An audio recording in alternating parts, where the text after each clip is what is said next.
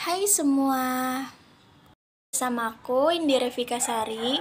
Kali ini aku bakal ngejelasin tentang perkembangan aset industri asuransi syariah. Pada asuransi syariah, pangsa pasar di Indonesia yang saat ini mempunyai ruang lingkup yang besar untuk industri berkembang termasuk industri asuransi. Dengan ini, asuransi memiliki perlindungan yang dianggap penting dalam keselamatan dan kesejahteraan untuk perusahaan dan individu, di mana pihak penanggung mengikatkan diri kepada tertanggung karena kerugian, kerusakan, atau kehilangan keuntungan yang diharapkan, atau tanggung jawab hukum kepada pihak ketiga yang akan diderita tertanggung yang timbul dari suatu peristiwa yang tidak pasti atau pembayaran yang didasarkan atas meninggalnya atau hidupnya seseorang yang dipertanggungkan. Pada pertumbuhan aset yang besar akan menunjukkan di perusahaan ini bisa optimalkan aset dengan baik dan bisa menjaga kepercayaan masyarakat kepada asuransi syariah. Oleh sebab itu, perusahaan tersebut perlu dilakukan pengawasan dan perlu dilakukan analisis kepada pertumbuhan aset.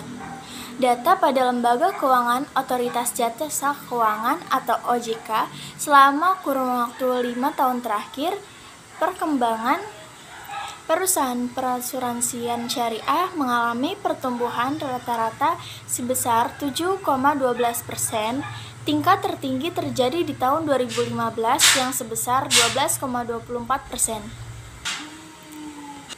Sedangkan tingkat pertumbuhan terendah di tahun 2014.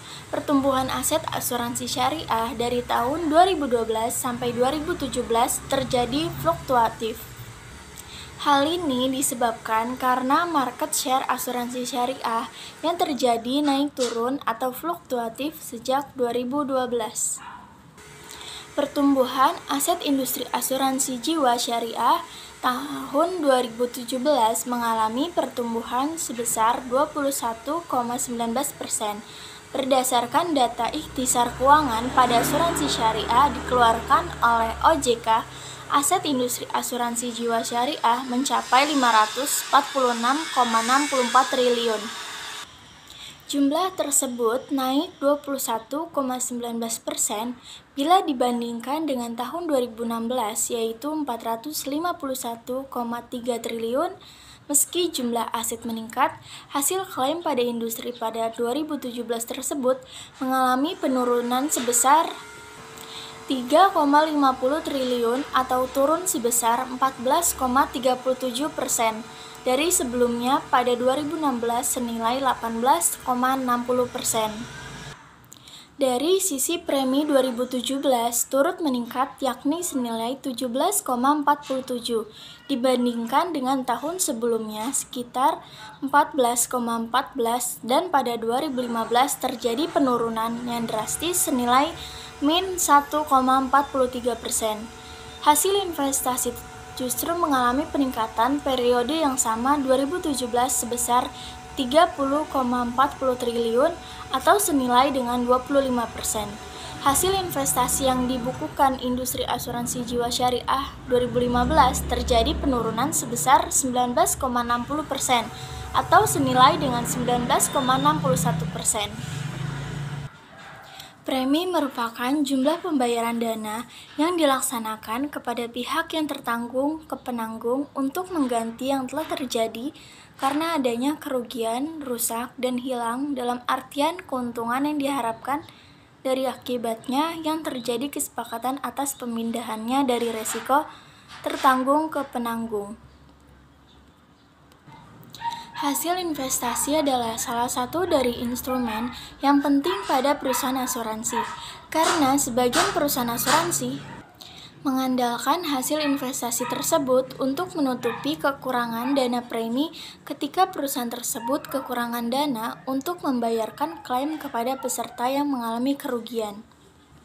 Jika perusahaan tersebut makin sehat dan banyak keuntungan yang akan didapatkan dari perusahaan asuransi, maka akan semakin meningkat tingkat porsi suatu bagi hasil yang diberikan oleh perusahaan, maka tingginya porsi bagi hasil yang diberikan untuk peserta. Hal tersebut bisa dikatakan semakin besar premi yang didapatkan atau keuntungan perusahaan, maka makin meningkat dana yang akan diinvestasikan, sehingga akan menghasilkan investasi yang meningkat. Dengan demikian meningkatnya hasil investasi, maka semakin meningkat juga tingkat PA yang didapatkan perusahaan. Rasio solvabilitas menunjukkan perusahaan mampu memenuhi kewajiban, termasuk dalam kemampuan perusahaan dalam membayarkan beban peserta secara efisien. Kemampuan perusahaan untuk memenuhi kewajiban bisa dilihat melalui rasio solvabilitas perusahaan. Jika dari perhitungan perusahaan yang mempunyai rasio solvabilitas yang besar, maka memiliki dampak pada timbulnya risiko yang tinggi, namun akan adanya satu kesempatan untuk mendapatkan laba yang besar. Dan terjadi sebaliknya jika perusahaan mempunyai solvabilitas yang rendah, maka akan mempunyai risiko yang kecil terutama pada saat perekonomian yang menurun. Dampak ini tentunya mengakibatkan rendah pada tingkat hasil. Mungkin itu saja informasi yang bisa saya jelaskan. Terima kasih.